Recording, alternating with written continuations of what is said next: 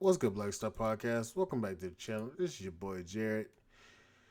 And boy, oh boy, this damn Dalton, Illinois shit is going in fucking insane.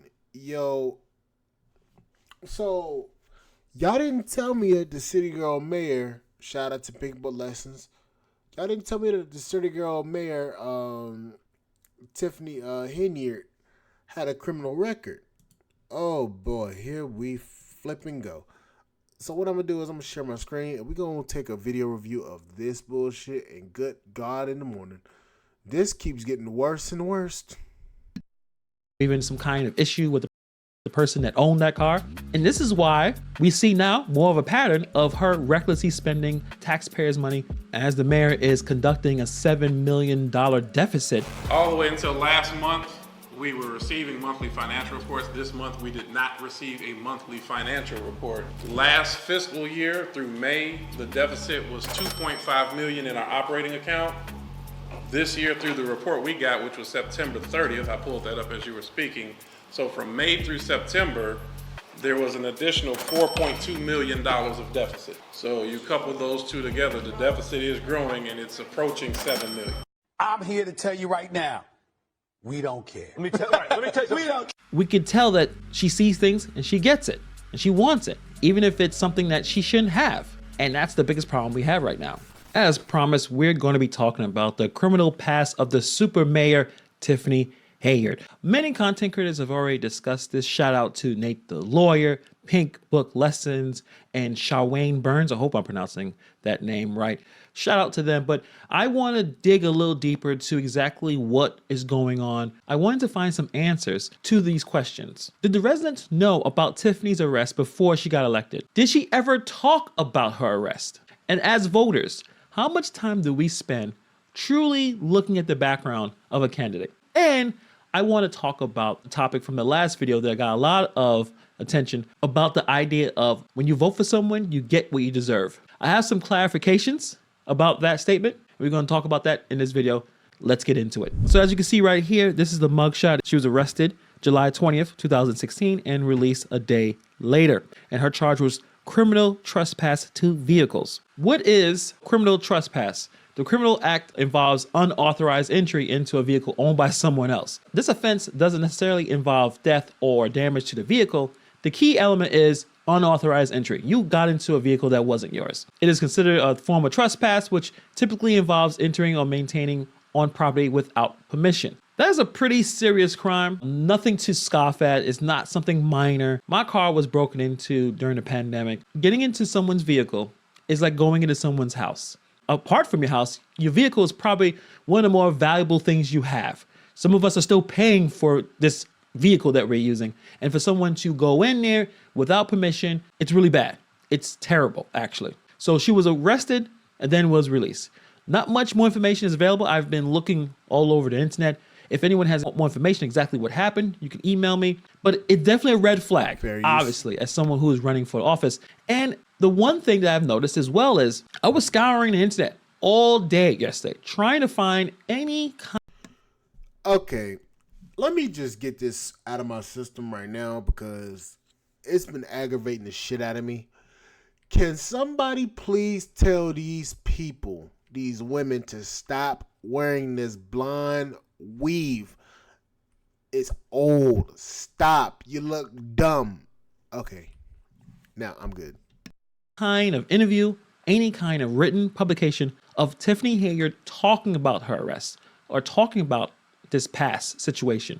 It don't seem like there's anything. She's bragging about her accomplishments. She brags about what she's doing, but she doesn't talk about this arrest at all.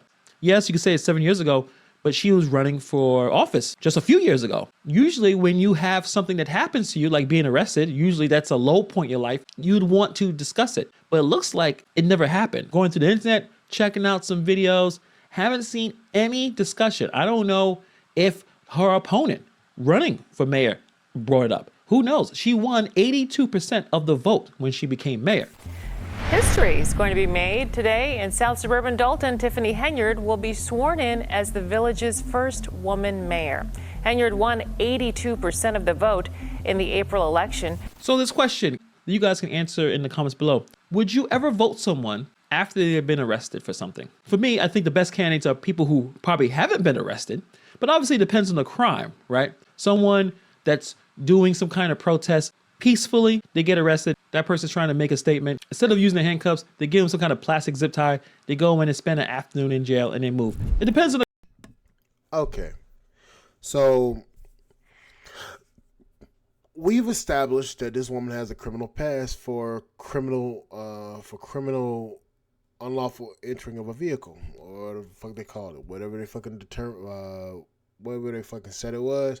Basically, unlawful entrance to another person's vehicle. So, I have a question for Black America, and this is a real serious, honest to good question that I want to ask y'all. When are we going to stop looking at color first and start looking at past history, past behaviors, and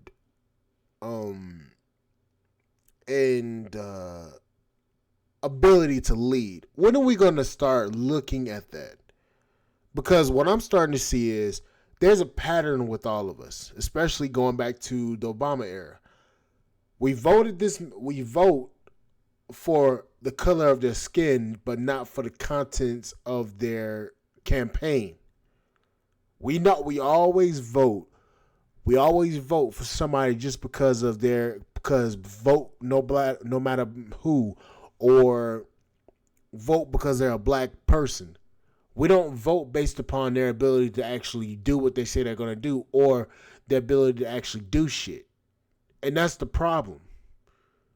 This is the reason why a lot of this shit starting to come out about black leaders, especially black female leaders, especially like this, because this woman is spending money left and right like it's hers.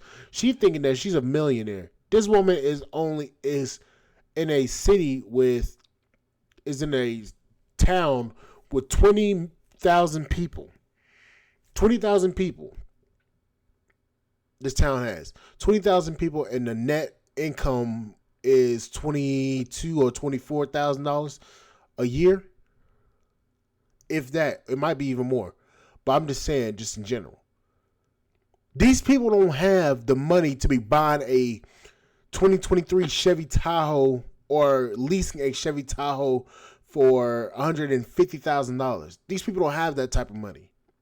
These people don't have the money for you to be going to damn Alabama to walk across the damn bridge with somebody, trying to say that you're doing this, doing big things, and that you're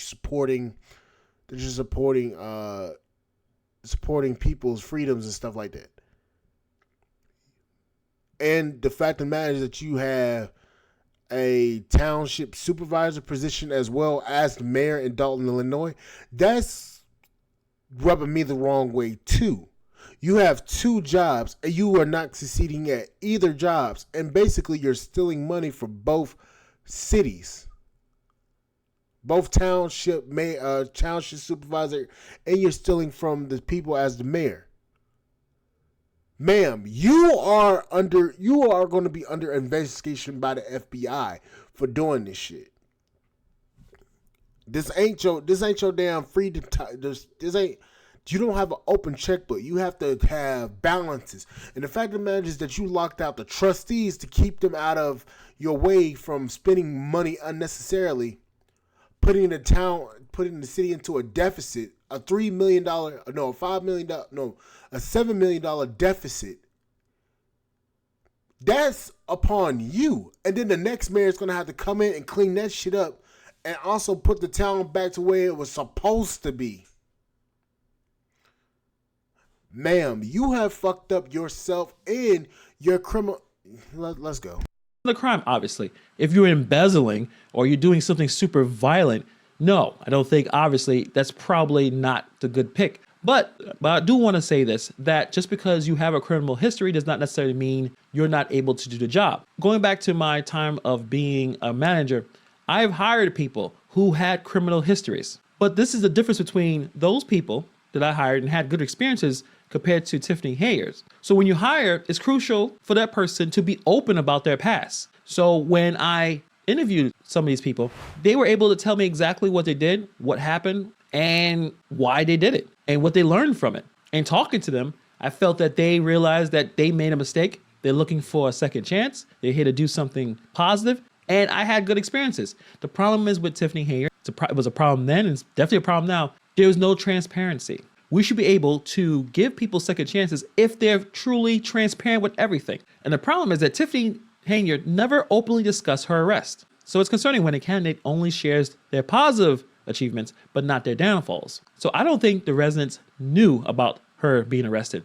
She won 82% of the vote, as I said before. How much do we really know the backgrounds of our political candidates? Sometimes it looks like we know little to nothing. If it's not from the opponent or the media bring this up, there's no way anyone would know. Now, another thing I've noticed a lot of people in the comment section and checking out other videos that people are saying, how is this happening? How are these people allowing this to happen? What's going on? This is just typical, I guess, Illinois corruption politics. How they are allowing this person to continue. But the thing is, they have tried. It was an effort to recall the mayor. Trustees in South Suburban Dalton say 56% of voters want their mayor removed from office in a controversial recall vote. It was initiated back in April of 2022.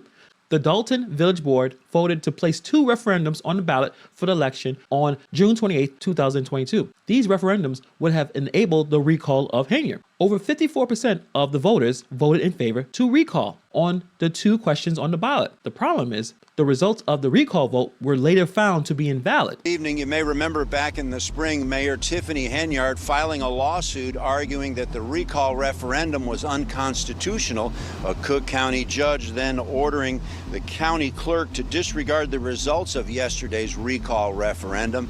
And then at the 11th hour, an appellate court reversing that decision until this entire matter can be decided in court later this summer. So Dalton just can't catch a break. Results for Tiffany Hayner were found to be invalid due to a combination of legal and procedural problems. The Illinois First Appellate Court ruled that the Dalton Village Board made a mistake in attempting to ask voters to both create a recall provision and to recall Hayner from office in the same election. Simply put, they tried to make a new rule about how to remove a mayor and use it at the same time. But the law says you can't do both at one time. You have to make the rule first, and then later you can use it to decide if the mayor should be removed. I hope that makes sense. Written statement, Henyard saying, quote, many of my supporters did not vote because they were under the impression the votes would not be counted. Sadly, because the vote was allowed to happen, our community is more divided than ever. Since they didn't follow this step-by-step process, the court said that their decision to remove the mayor didn't count. This is why she came out like this when the recall was rejected. How y'all doing? Ain't no stopping us now. But simply put, I don't think the residents would have voted 82% if they knew about her past. I think it was important for her to talk about it. We can tell when someone is truly sorry for something and being open about what you've done in the past. None of us are perfect, obviously. And even as a country, we need to investigate the backgrounds of political candidates more thoroughly. If you know the story about George Santos, the member of Congress, that is an excellent example, because this dude was expelled from Congress due to facing multiple federal fraud charges. His tenure in the House of Representatives was marked by controversy and scandal, leading to criminal charges being filed against him. And this dude literally lied about damn near everything. He lied about his education. He lied about his work experience. He lied about his charity work. He even lied and claimed that his mother was in the World Trade Center during the 9/11 attacks, and that his grandparents escaped the Holocaust. He even lied about having a past criminal charge in Brazil. And this guy was able to be elected congressman. It's just they realized right after they did that this guy was a total fraud. So this happens all the time, obviously. We talk about patterns. When someone breaks into a home or breaks into a car, they let you know that they will take whatever they want to take. They see something, they go get it. Whether it is something in that car or even some kind of issue with the person that owned that car. And this is why we see now more of a pattern of her recklessly spending taxpayers' money as the mayor is conducting a $7 million deficit where she is running things. We can tell that she sees things and she gets it and she wants it, even if it's something that she shouldn't have. And here's the problem with that. You have incompetent leadership trying to lead a city. And what you do is you get an incompetent leader trying to lead a city, you get disaster. This woman has no ability or know-how to run a city. She needs to be in the damn penitentiary, if you want me to be honest. Her past behavior is predicting her future. And this is her future. Somebody that wants what they want and is going to do what they got to do to get it, regardless if it's illegal or not. This woman is the definition of a corrupt government official, which is, there's a lot of them. But this woman is completely corrupt. And the bad part is, this corruption is going to lead to the downfall of a city. That's what happened in Detroit. This woman is the key example of people choosing with their emotions instead of choosing with their logic. This woman is going to be the downfall for a lot of people. A fucking 20,000 people are going to suffer at the hands of this incompetent mayor.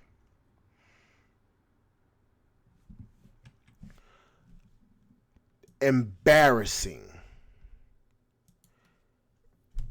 This is an embarrassment. And don't come for me in the comments because y'all understand that this is an embarrassment. This woman is an embarrassment. Compared to everything else, this woman is the definition of a woman, of somebody that does not need to be in leadership at all. Period, in fact. This buffoonery is something that could put a lot of people in harm's way, and this woman does not care. She buying what she want to buy when she sees it. Don't give a damn about her constituents or anything. She sees something shiny, she wants it. This woman is overpaying her security detail, which she does not need because she is not a governor or a damn president.